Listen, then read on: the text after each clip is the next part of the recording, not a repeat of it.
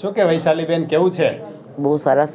સારું છે. હા. ક્યાંથી આવો છો એ કહો પહેલા તો. મુંબઈથી આવું છું અને મને 8 વર્ષથી પ્રોબ્લેમ હતો લેફ્ટ સાઈડમાં, ખાલી ચડવી, સોજા અને કમરનો દુખાવો, પગમાં ચાલવામાં તકલીફ હતી, ઘણી તકલીફ હતી. ઘણી દવાઓ કરી મુંબઈમાં પણ કંઈ ફરક પડ્યો નહીં. પછી એટલે એક જ બાજુ દુખતું આખું? હા, લેફ્ટ સાઈડમાં. લેફ્ટ સાઈડ આખું? હા, આખું. ડોકમાંથી તકલીફ હતી? ડોકમાંથી આખો હાથ, પગ, પાછો બેક આ બાજુ કઈ નહીં? આ બાજુ કંઈ નહીં, લેફ્ટ સાઈડ જ. થયું તો કેવી રીતે? ચક્કર આવ્યા હતા અને ઘરમાં પડી ગઈ હતી અને એના પછી આ પ્રોબ્લેમ ચાલુ થઈ ગયો હતો. 8 વર્ષ થયા? 8 વર્ષ થયા. પછી શું કર્યું?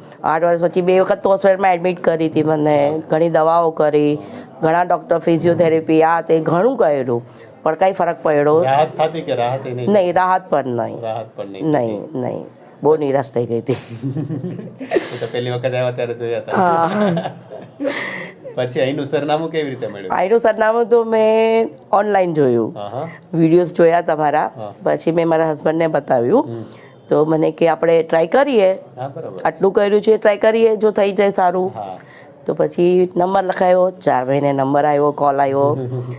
પછી અમે લોકો આવ્યા. ફર્સ્ટ ટાઈમમાં જ મને બહુ સરસ, એટલે બહુ સરસ લાગ્યું. શું ફાયદો દેખાતો હતો? આવી ત્યારે મારા પગમાં બહુ સોજા હતા, હાથમાં સોજા હતા. હા, આખું સોજેલું જ હતું. પણ અહીંથી મેં ટ્રીટમેન્ટ કરી તમારી પાસે, 10 થી 15 મિનિટમાં મને મારા શરીરમાં સોજા નહોતા.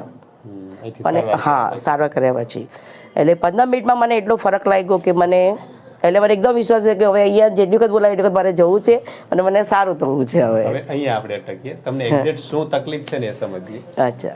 આપણા ડોકથી લઈ અને કમર સુધી બધા મણકા હોય છે. ઓકે. એ મણકાની વચ્ચે કરોડરજ્જુ હોય છે. કરોડરજ્જુમાંથી નસું બહાર નીકળતી હોય છે. અચ્છા. એક મણકું છે. અચ્છા. કરોડરજ્જુ છે ને એમાંથી આવી રીતની નસું બહાર નીકળતી હોય. ઓકે. તમને શું તકલીફ હતી જે તે સમયે પડ્યા એ સમયે તમારા ડોકની અંદર મણકામાં નસ દબાણી, તમારે C4, C5, C5, C6, C6, C7 3 ગાદી ખસી ગઈ, એના કારણે નસ દબાણી. નસ દબાણી એના કારણે એક બાજુ નસ દબાણી, ડાબી સાઈડ. અચ્છા. ડાબી સાઈડની નસ દબાણી એટલે આખો ડાબી સાઈડનો જે ભાગ છે ને એ તકલીફ પડી ગઈ.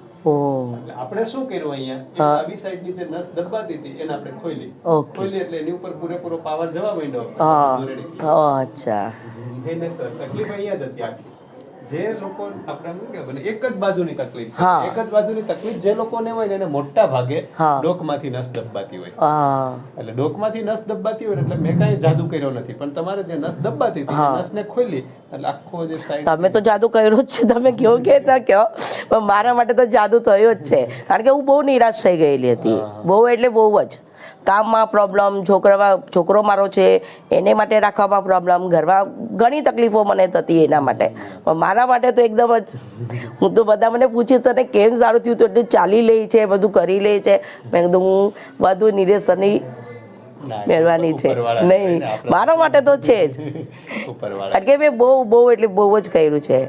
જો મારા મિસ્ટર રડે છે કારણ કે મેં બહુ તકલીફમાંથી ઓલા થઈ ગયા હતા આમાં. ભગવાનની ઈચ્છા હોય ને શું કરવાનું. કારણ કે હું બહુ એટલે આ લાસ્ટ હતું કે લાસ્ટ કરું છું, પછી જે થાય એની સાથે જીવવાનું ચાલુ કરીશ.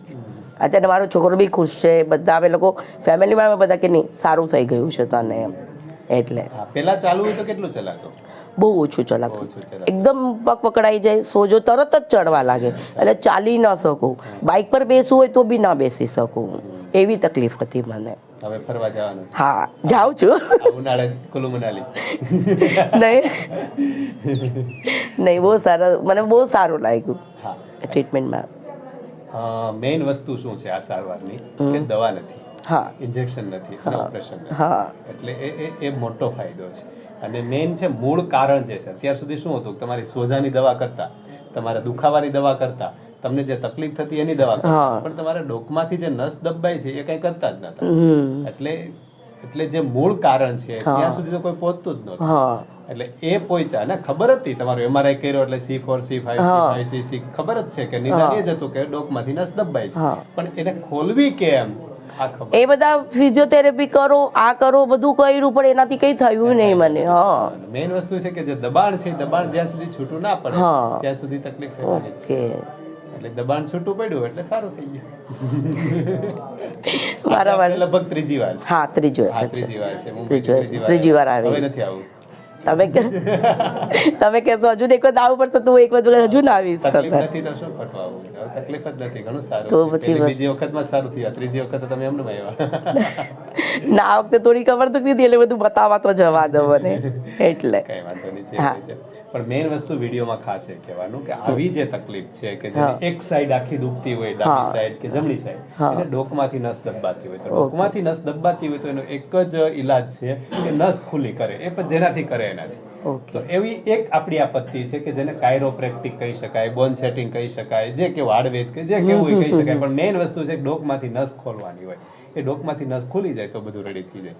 અને અત્યારના આ થવાનું કારણ શું? તો એક આ જે બેનને જે થયું છે એ પડવાને કારણે થાય, બીજું સતત કોમ્પ્યુટર વર્ક કરવાને થાય, સતત મોબાઈલને કારણે થાય. ઘણા એવા કારણ છે કે જે ડોક ઉપર સ્ટ્રેસ આવે, કે સતત નીચું જોઈને જે કામ કરતા હોય, જે પેલું વીણવાનું, પોરવવાનું, ટાંકવાનું, એ બધું જે કારણ હોય ને એના કારણે આ બધું થતું હોય છે. તો એવા જે તકલીફવાળા છે તો તકલીફ સહન કરવા કરતાં ખાલી ડોકની નસ ખોલી નાખે ને તો ઘણો ફાયદો થઈ જાય.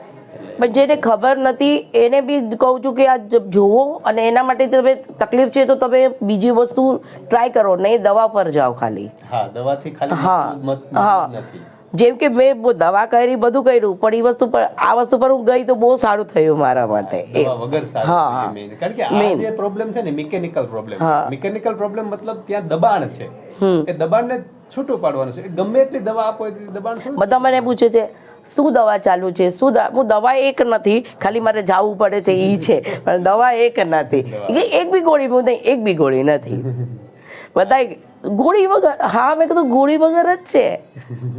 બધા લોકો તાજુબમાં છે, ગોળી વગર છે. હા ગોળી વગર છે, એક પૈસાની દવા મેં નથી લીધી. મેં કીધું વિડીયોમાં ખાસ એ જ કહેવાનું છે, વિડીયો એટલે કરવાનો છે કે આવી સારવાર દવા વગર થઈ શકે છે. બધાના મગજમાં એક જ વસ્તુ છે કે તકલીફ પડી દવા પીવો, તકલીફ પડી ઇન્જેક્શન લો, તકલીફ પડી ઓપરેશન કરો.